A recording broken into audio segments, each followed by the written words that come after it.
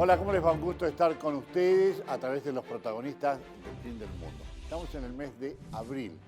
Abril, un mes muy especial, seguramente muy especial para Tierra del Fuego, para quienes vivimos en la provincia de Tierra del Fuego, Antártida e islas del Atlántico Sur, porque lo relacionamos justamente con el 2 de abril, con la gesta de 1982. Por eso a lo largo de este mes de abril vamos a estar dedicando cada programa, cada sábado, a algún tema que esté relacionado con Malvinas. Y estaremos hablando con la gente que estuvo como tripulantes en el crucero Ara General Belgrano. Estaremos hablando con los hijos e hijas herederos de la causa Malvinas, una propuesta muy interesante que hay que darle mucha difusión a nivel nacional. Estaremos recorriendo el Museo Malvinas en la Ciudad Autónoma de Buenos Aires. Estaremos también con Carlos Sequeira, que fue uno de los primeros en pisar suelo malvinense allá en abril de 1982.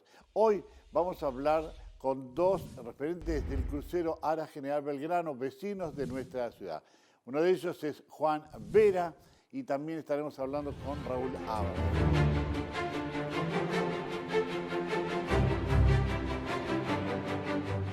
Ya estamos con Juan Vera, este querido vecino de nuestra ciudad y un referente también del Centro de Excombatientes de Malvinas en Ushuaia, lugar donde en su sede estamos grabando esta serie de programas. Bueno, Juan, una vez más, muchas gracias. Juan, siempre predispuesto a charlar sobre el tema Malvinas, ¿no? Sin ninguna duda. Sí.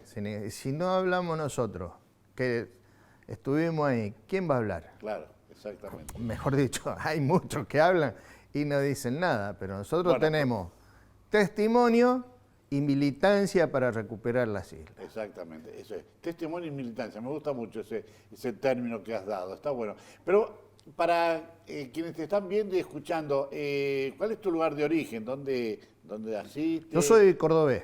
¿De qué parte de Córdoba? Capital, Córdoba capital. No tenés tonadita. Sí, no, tonadita, pero después te cuento, perdí la tonada, yo soy de operaciones. Ajá. Tenemos comunicaciones y hablamos en castellano e en inglés. Todo cifrado, no es el idioma, sino palabras en inglés que sirven para la especialidad. Como hacemos los operativos UNITA, entonces necesitamos interrelacionar entre fuerzas y saber que lo que ellos dicen, entenderlo y aplicarlo, y lo que nosotros decimos, que ellos lo entienden y lo apliquen. Entonces, claro, los operativos eso se hacen con 2 o 3 países, Brasil, Chile, Uruguay, participaron, y Estados Unidos. Entonces esos operativos necesitaban de gente que hable inglés, inglés. Y para eso vos necesitas vocalizar, decía. Y tenés que abrir la trompa de una manera diferente, porque si no arrastrás la... Claro, la tonadita. Más o menos 20 horas por día de práctica. Seguro. Terminan en esto, ¿no?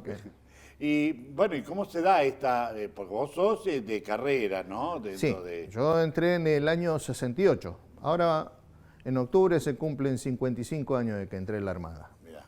En el 82 me agarró siendo cabo principal. ¿Y dónde estabas? En el crucero Belgrano. ¿Estabas en ese momento en el crucero Belgrano? Sí. Bueno, pero ¿cómo viene esa vocación? ¿De familia o porque...? No, es una salida laboral. Escaparse de la casa. Claro. Escaparse en el buen sentido, de decir, bueno... Sí, te lo digo en otros términos. Si querés dejar un plato de comida malo, hermano. Claro. Nosotros somos 5 hermanos. 5 hermanos, mirá. De que eran tiempos medio peleagudos. Había posibilidades y bueno, le buscamos también la distancia, ¿viste? Porque a esa edad, 17 años, ya empezaba a confrontar un poco con el viejo, ¿viste? En formas de ver. Me lo imagino, porque Juan es muy especial, muy al frente, ¿no? Y te lo va a estar discutiendo, creo que es así. Sí, más o menos. Así que tomamos la decisión. Era menor, así que mi viejo me tenía que autorizar. Autorizar, claro. Y bueno, llegado el momento, si yo me he autorizado, me voy, es exactamente lo mismo. El juez va a decir que me autoriza. Estoy en una edad de... La Armada aceptaba a chicos de 16 años, así que... Era un paso. Y para no entrar en ese, me voy y no vengo más, o me autorizás y voy y vuelvo. Claro, y así fue. Bueno, Juan, y vos, como muy al pasar dijiste, estabas en el Belgrano, en el crucero Ara General Belgrano. ¿También fue una opción o porque te tocó estar en ese barco? Digo porque eso marcó gran parte de tu vida, ¿no? Sí, totalmente. No, al Belgrano llegué en el 81. Llegamos a la Argentina, llegamos juntos el Belgrano y yo. El Belgrano llegó creo que en agosto del 51 y yo llegué en septiembre. Mirá vos, ¿no? Un paralelismo. En el 71 estuve de pase en el crucero. Ajá. Cumplimos 20 años en la Argentina. Bien. Y en el 81, ¿dónde estaba?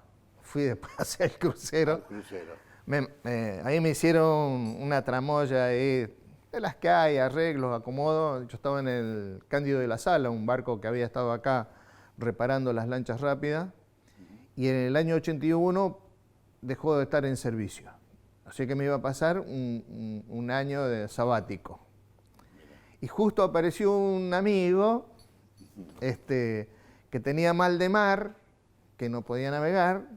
Entonces lo mandan ahí y a mí, que me quedaba ahí, me mandan al crucero. A él le había salido al crucero. Y llega ese abril de 1982 y vos estaba de pase. Como parte de la tripulación. Dije que cumplí 30 años en el crucero en el 81, ¿no?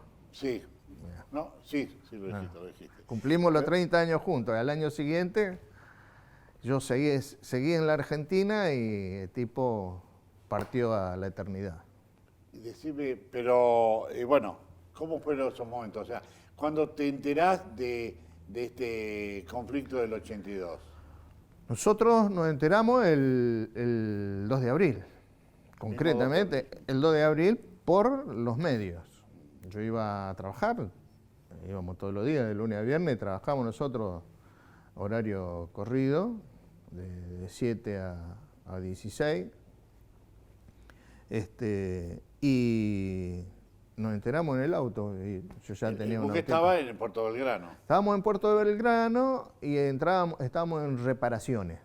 Habíamos entrado en reparaciones, pero todos los años los barcos entran para hacer reparaciones de cualquier tipo, puede ser de primero, segundo, tercer grado, depende de lo que haya que arreglar.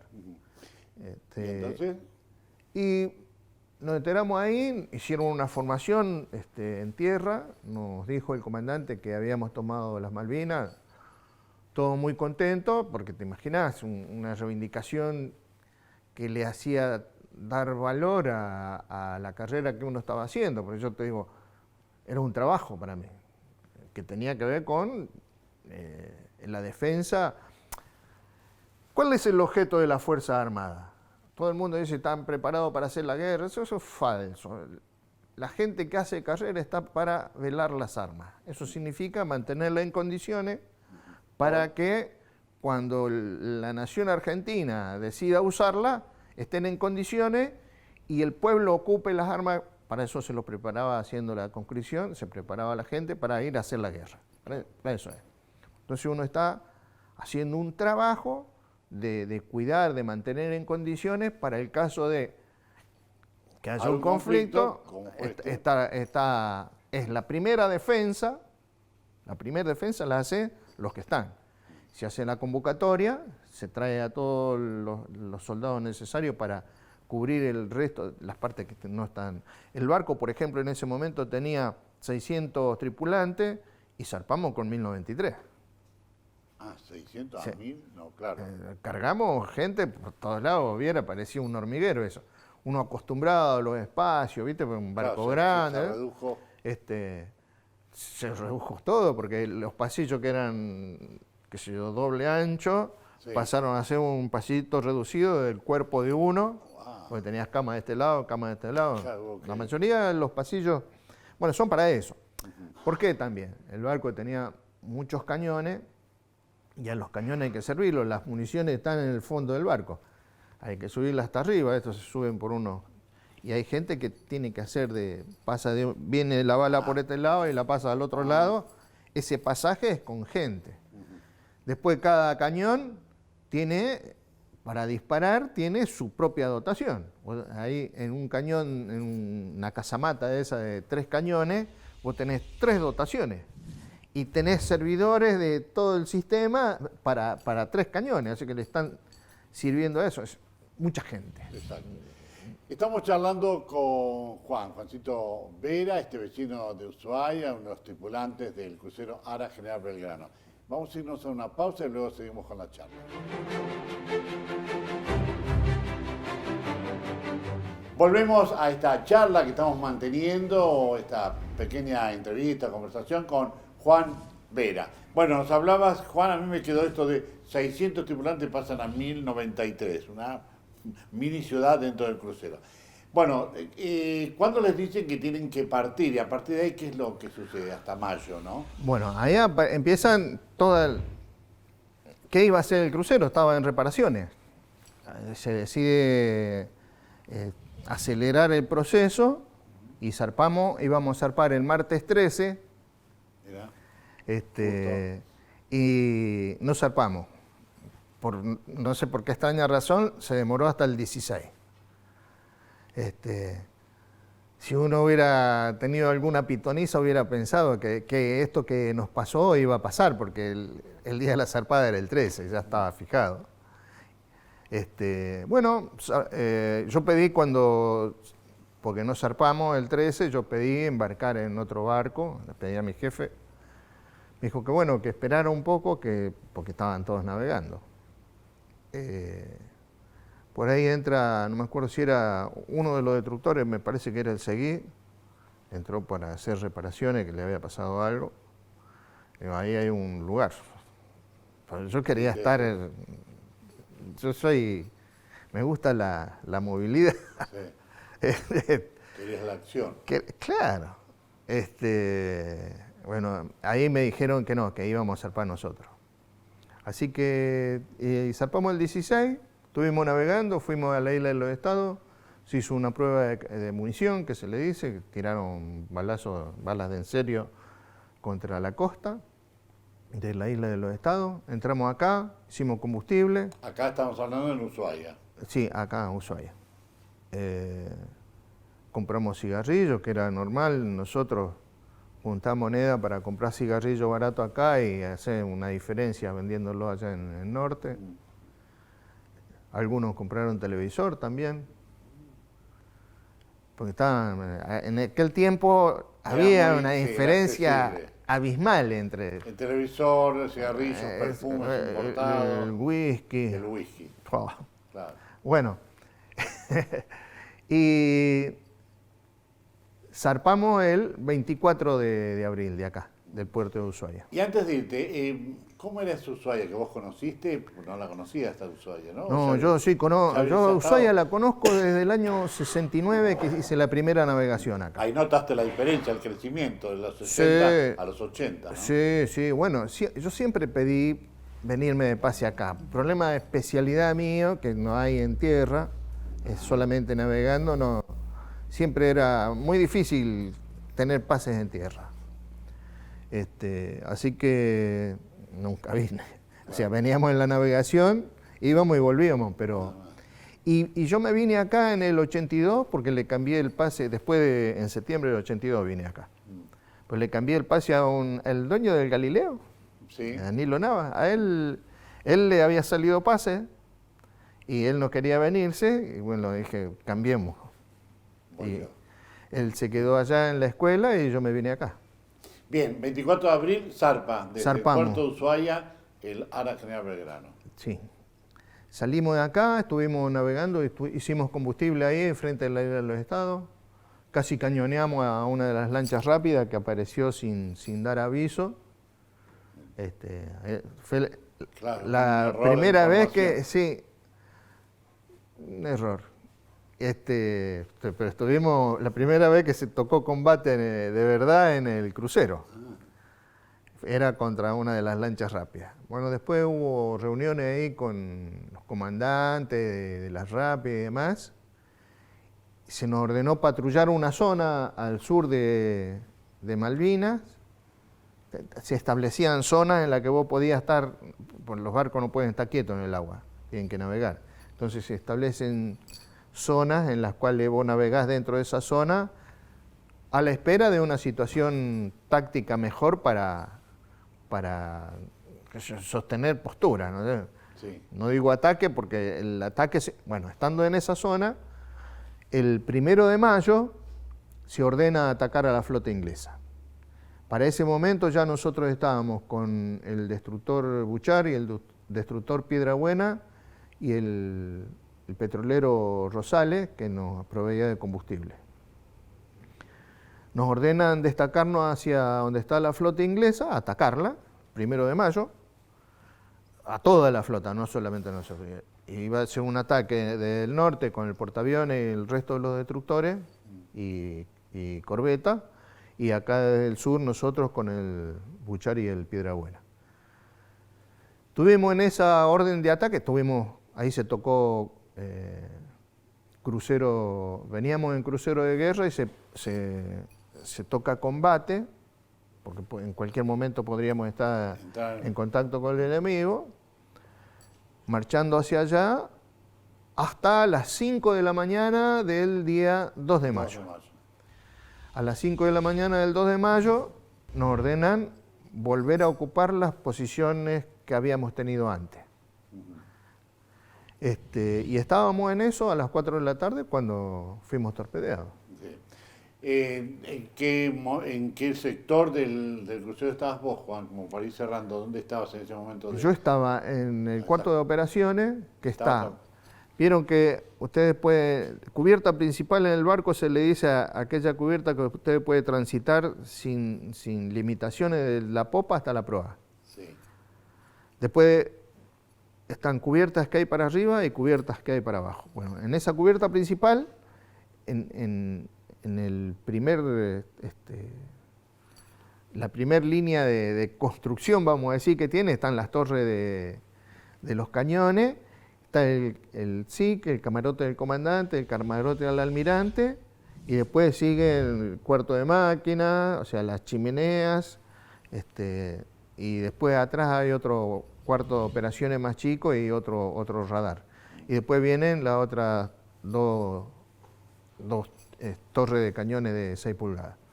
O sea que estaba sobre la cubierta principal, en el cuarto de operaciones, esperando que me venga a relevar. Nosotros hacemos cuartos de guardia, o sea, se divide el día en cada 4 horas, entonces vos tenés 8 horas de guardia por día, 4 y 4.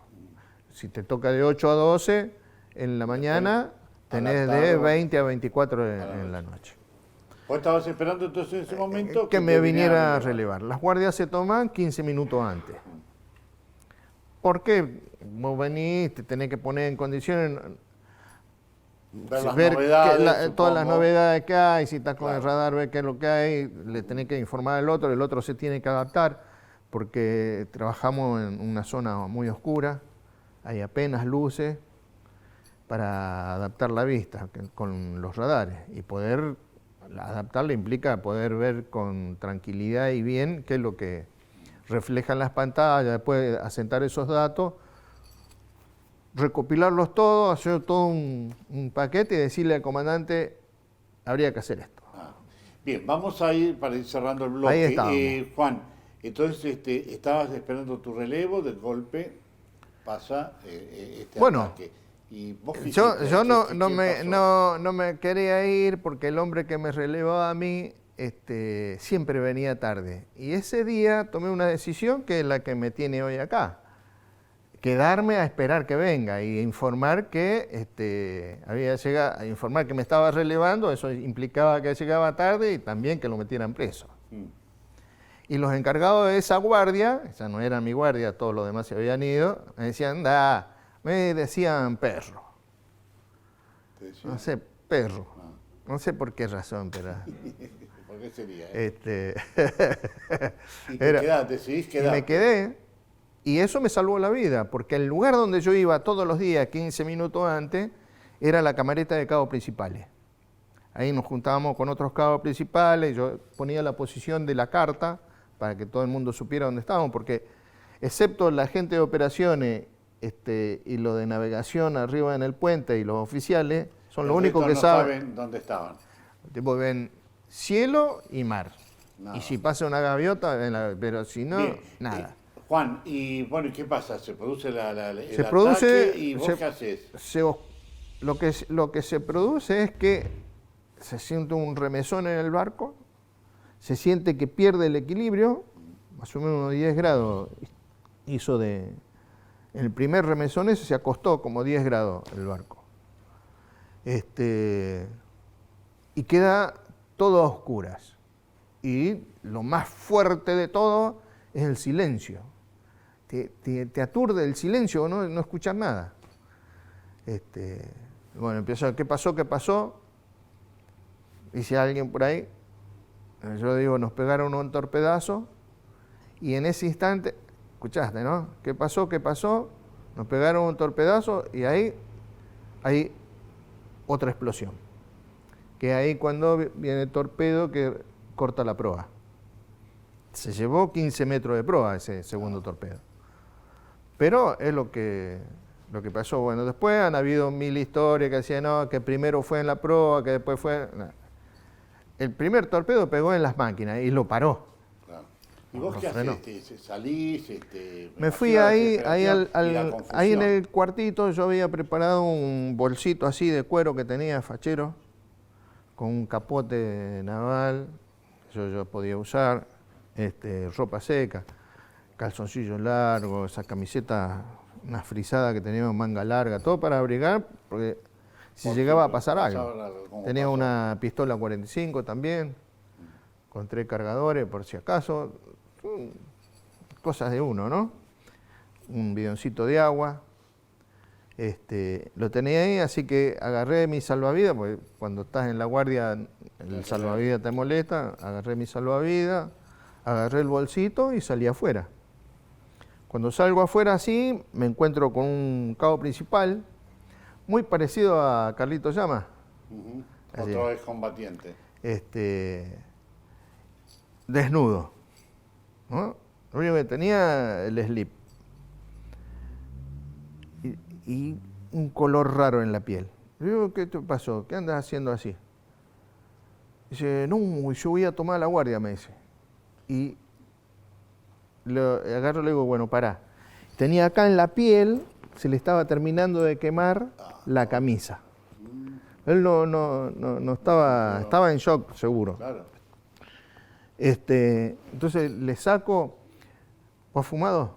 Sí. ¿Viste cuando hace una pitada cómo se quema el papel? Papel. Bueno, igual se estaba quemando la camisa sobre la piel de él. Se lo agarré eso, se lo saqué, él siguió para arriba y yo me fui a la proa. Bueno, momentos muy difíciles para... De ahí hay otras cosas más, pero son más sencillas. Bueno, pero digo que vos fijate que el destino, ¿no? Vos decidís ese día, a diferencia de otros, quedarte en el lugar. Por eso hoy estás relatando esto. Sí, señor. Porque el lugar donde yo iba, eso es lo que no terminé de contar, que en la camareta de cabo principal, la cubierta más abajo es el cuarto de máquina, donde explotó el torpedo. Claro. Y ahí no quedó nadie, ni nada. Eso toda una bola así, rompió todo, rompió hasta la cubierta principal, para que te den una idea, la explosión. Porque ahí se unen la explosión del propio torpedo más la potencia de las calderas, las máquinas trabajan a vapor. El calor. Y toda la potencia que largan, estamos hablando de calderas que tienen 50.000 kilos de potencia, mandada en gas de vapor para mover las máquinas. Así que al liberarse toda esa potencia, duplicó la potencia del propio torpedo. Espérame un ratito, vamos a ir a una nueva pausa y después también tenemos el testimonio de Raúl Ávalos. Enseguida estamos con ustedes.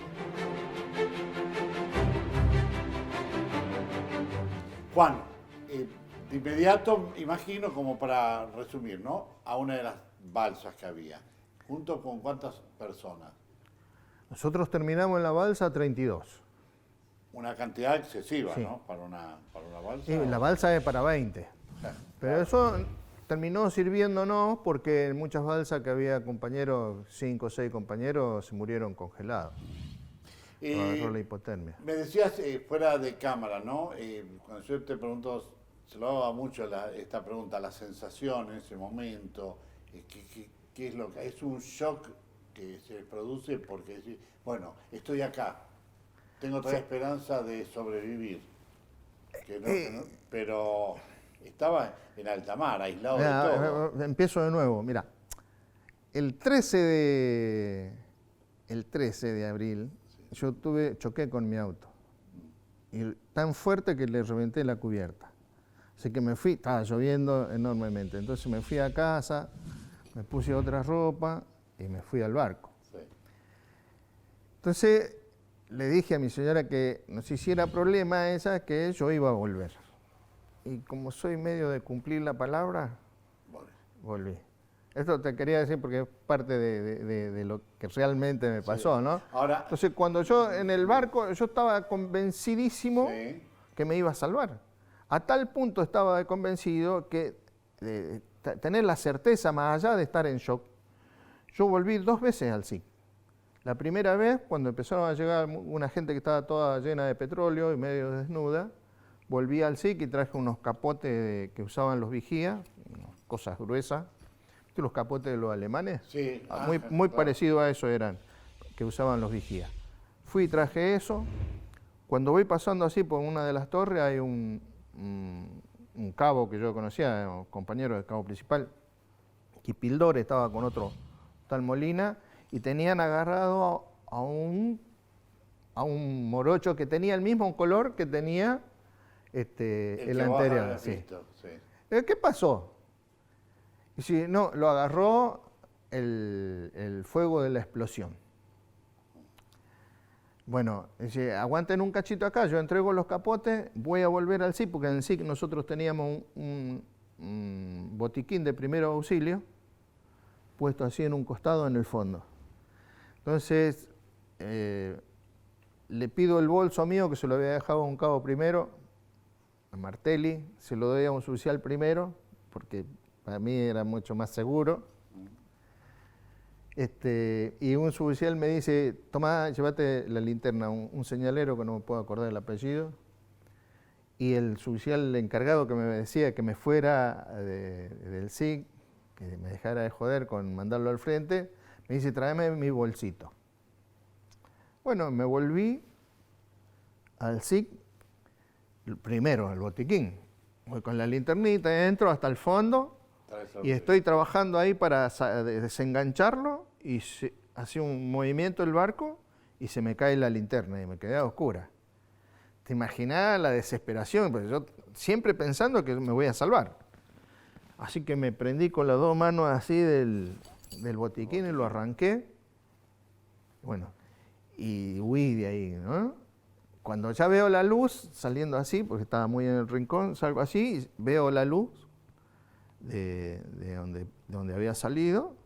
Bueno, ahí me bajé un poco los decibeles y en la cubierta más abajo, ahí había una cosa como esta, que le decíamos cuadrado de oficiales, está el pabellón de guerra del crucero. Sí. Está todavía ahí. Entonces pensé en bajarme a agarrarlo para llevarlo, porque si no íbamos a tirar al agua, tener algo de abrigo estaba bueno. Es una tela gruesísima.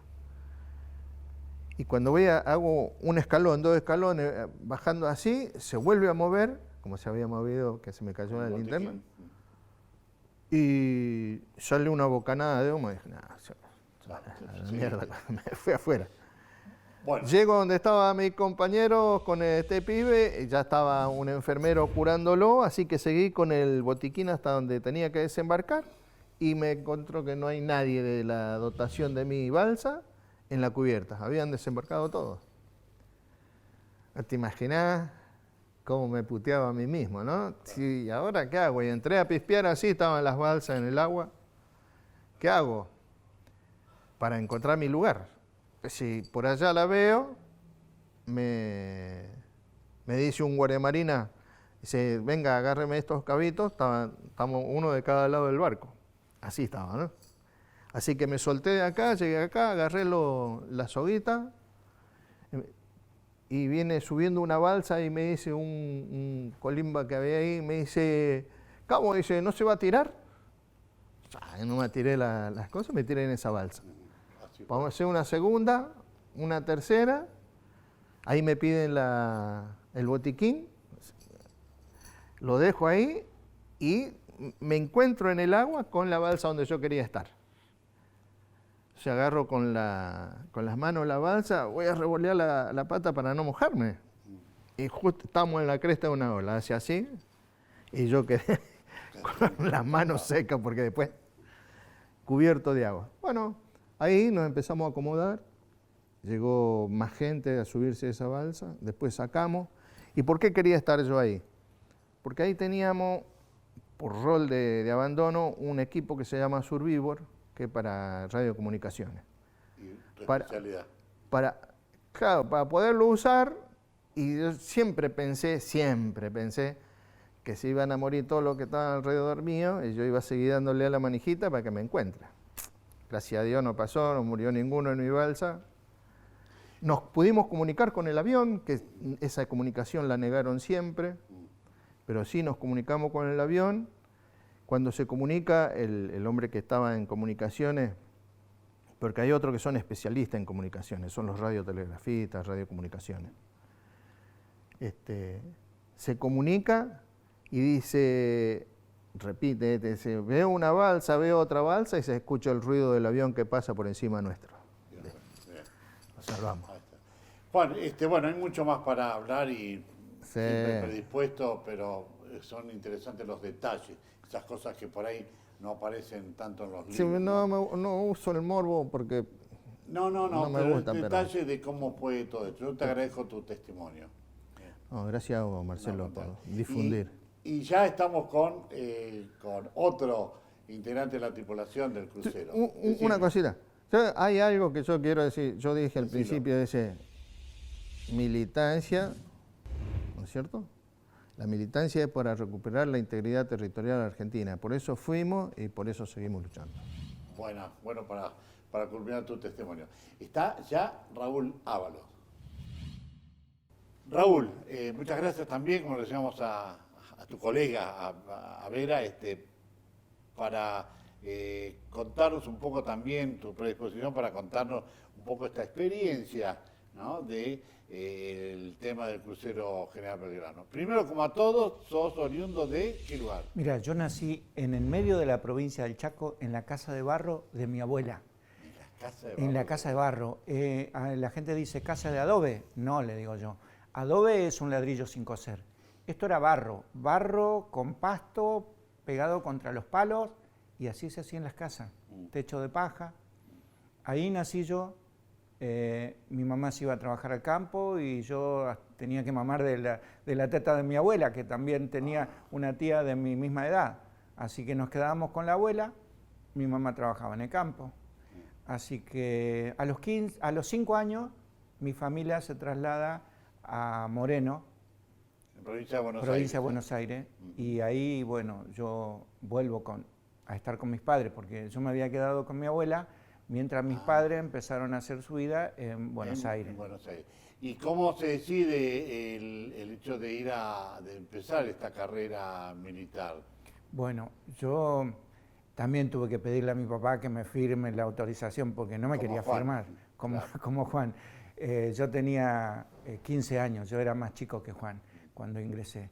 Y después de algunas lágrimas, mi papá me firmó y me fui contento a la Armada. Estuve 3 años en un instituto militar y mi primer destino, nosotros muchas ganas teníamos de navegar porque no conocíamos lo que era un barco por dentro, después de 3 años. Así que yo llegué el día en que el crucero zarpaba para su navegación de rutina, digamos. Estaban sacando la planchada cuando llegamos con un compañero mío. Volvieron a poner la planchada, subimos a bordo y ya el barco se empezó a mover. Así que así conocí yo el crucero. ¿Y eso qué año es? 82, a ¿En principios del 82. Principio del 82. Bueno, y ahí te encuentras como integrando la tripulación. Integrando la tripulación como cabo segundo. como cabo segundo. Bueno, pero me llama la atención, ya el barco estaba zarpando y que se habían olvidado que faltaban algunos más. No, y vos llegás cuando a vos te dicen preséntese a su nuevo destino, vos podés llegar, tenés un tiempo para presentarte. Sí. Nosotros llegamos cuando llegamos y mis compañeros, me acuerdo de a bordo, me decían, ¿cómo no perdiste el colectivo? ¿Cómo no te quedaste un ratito en la plaza? ¿Cómo? Se ve que no les gustaba navegar mucho a mis compañeros, pero yo venía con muchas ansias de navegar. Claro, yo quería navegar. Habías hecho toda la instrucción, decías, pero nunca habías estado navegando. Claro. Bueno, nos esperás un ratito y seguimos con este relato. Lo estamos haciendo ahora con Raúl Ábalos, otro de los integrantes de la tripulación del Crucero General Belgrano.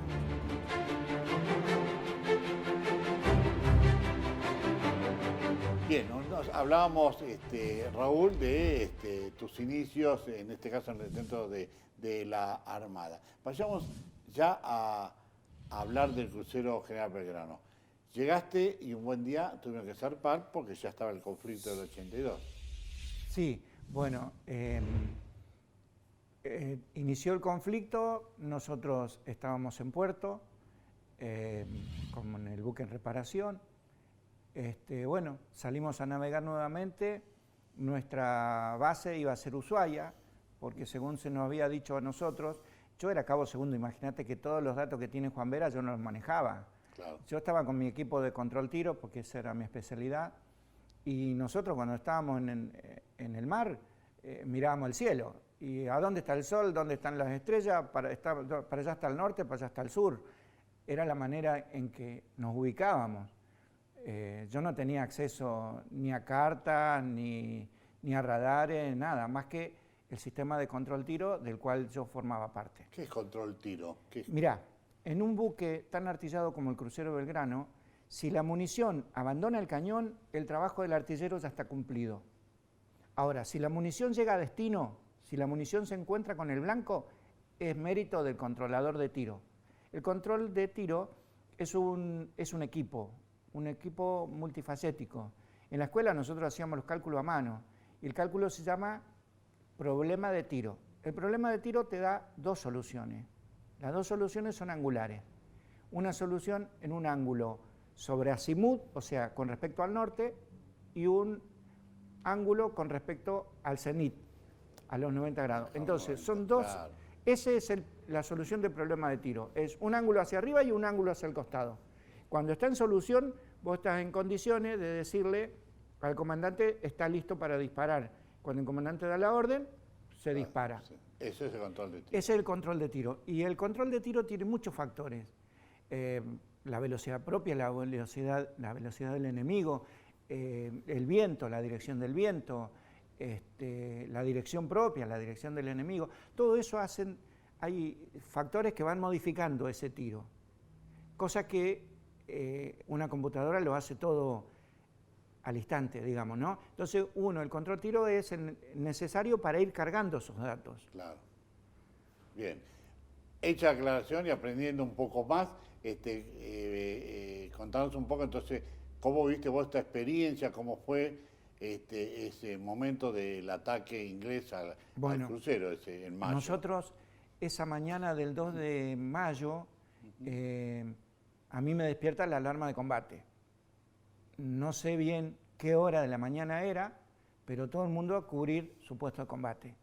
Mi horario de crucero de guerra era de 8 a 12, pero a mí me tocó, la alarma fue antes de mi horario de guardia. Yo tenía un puesto de combate que era diferente al puesto de crucero de guerra. Y estuvimos mirando para arriba, esperando un ataque aéreo que nunca llegó. Tipo 11 de la mañana, creo que se da retirada puesto de combate. Bueno, yo lo único que hago es cambiar de lugar. Yo cubría mi puesto en el director óptico de proa. Lo hacía como apuntador de elevación en uno de los puestos y como apuntador de dirección en el mismo director en el caso del combate. Así que lo único que hice fue salir de mi puesto y cambiarme de puesto. Y me quedé a cumplir mi guardia hasta las 12 del mediodía. A las 12 del mediodía viene mi relevo, me voy y quiero hacer mi rutina. Mi rutina de todos los días en el barco era a las 12 largaba la guardia, me iba al comedor, comía y me iba a hacer una siestita hasta las 3 de la tarde, en que me iba a tomar mi jarro de mate cocido diario con un pan al comedor. Ese día no había comida. ¿Y por qué no había comida? Bueno. Los cocineros estuvieron en combate, no cocinaron. Solamente había fruta y caldo. Y a mí ese caldo que se hace con el cubito, Sí. bueno, no eran cubitos, eran panes gigantescos que cuando los sacaban con un cucharón era como sacar una cucharada de grasa y ponerla en la olla. Sí. Bueno, entonces a mí me daba una idea que no tomaba de ese caldo yo. Me comí la fruta nomás. Y me fui a la cama. Me quedé en el sollado, yo estaba en el sollado en la tercer cubierta, hacia abajo, debajo de la línea de flotación, prácticamente sobre la quilla, sobre la sentina.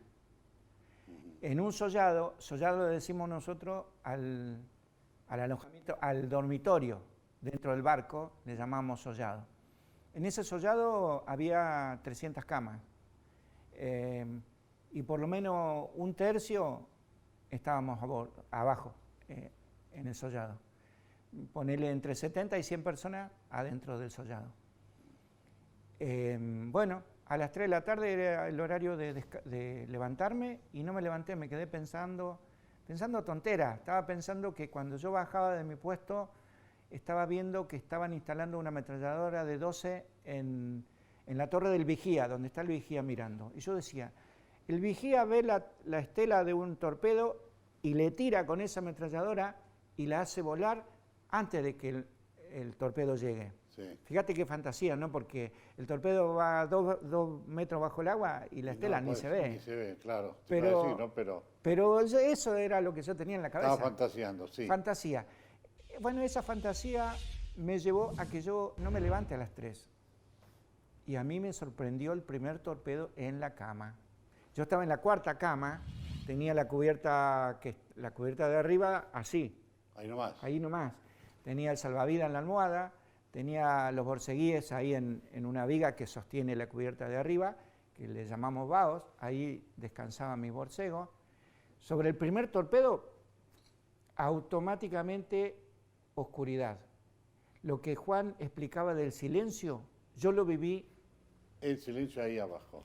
en la oscuridad de ahí abajo, porque el silencio se rompía con las palabras y con los saltos y con las personas que caminaban, pero la oscuridad era total. Vos hoy cerrás los ojos y ves cosas, ves rojo, ves colores, bueno, no, Ahí la nada. oscuridad abajo en un barco es negro total. ¿Y qué hiciste vos? Me bajo, primero busco Salvavidas. los borcegos y no están. Los busqué en el piso y los encontré. Me los puse los cordones para adentro, saqué el salvavidas que tenían en la almohada y a buscar la salida. ¿Dónde está la salida? Estaba todo oscuro. Nos salvó una linternita de 2 pilas, chiquitita, que solía tener un cabo que manejaba el destilador de agua. El destilador de agua estaba en nuestro sollado. Era un rincón manejado por un cabo de maquinista que lo que hacía era tomar agua del mar, sacarle la sal, destilarlo, y esa agua era la que se consumía a bordo.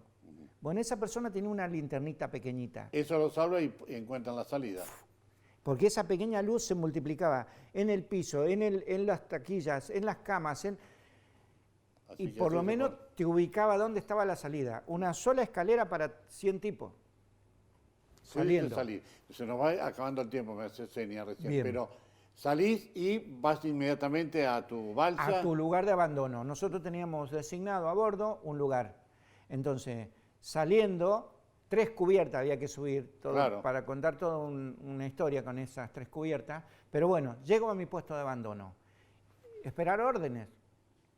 Las órdenes no llegaban y el barco ya estaba demasiado escorado. Hasta que dijimos, bueno, nosotros estábamos en la parte que subía, digamos, del barco, no en la parte que tocaba el agua. Estaba hundiendo. O sea que nuestra parte cada vez quedaba más lejos. Y dijimos, bueno, vamos a tirar el salvavidas, listo. Soltamos el salvavidas, cae sobre la cubierta, después había que levantarla sobre la baranda. La baranda está a esta altura. Y eso no era liviano. Había que levantarlo, hacer fuerza y tirar al agua. ¿Qué pasa? Cuando cae al agua, se supone que eso tiene un inflador automático, una garrafita de CO2, con el tirón se infla automáticamente. La nuestra no se inflaba. Empezamos a tirar de la cuerda. Y se ve que la cuerda estaba vencida, no sé, había metros de más, hasta que pudimos hacer que se infle. Yo estaba en la maniobra de amarre de esta cuerdita, la cuerdita se corta y la balsa se empieza a ir. Todos mis compañeros se tiraban al agua. Imagínate que... La desesperación hace grado. Cuando yo me doy cuenta, un compañero mío, nos seguimos encontrando todos los años, gracias a Dios, para noviembre hacemos una reunión anual.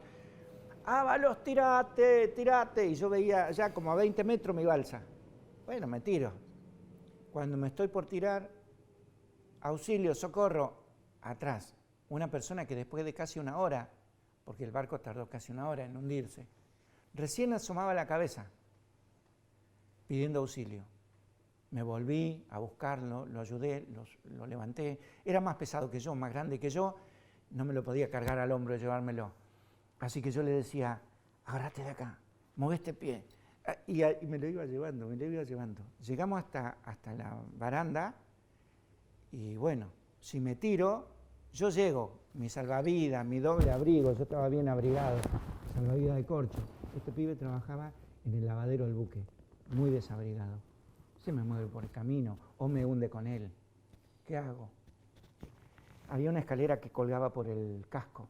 Bajamos por esa escalera. Había una cornisa abajo y caminamos por esa cornisa con la espalda contra el casco, moviéndonos hacia popa, a ver si encontramos otra balsa. Gracias a Dios la encontramos. Éramos 23 y nos salvamos todos. Bueno, Raúl, te agradezco mucho también tu testimonio, ha sido muy sintético y la posibilidad de poder seguir charlando sobre este tema. Hay muchas anécdotas para contar. Hay para hablar una hora. Exacto. Con Raúl cerramos el programa de hoy, programa tal vez distinto, dedicado al tema Malvinas. Nos reencontramos en 7 días con los protagonistas del primer mundo.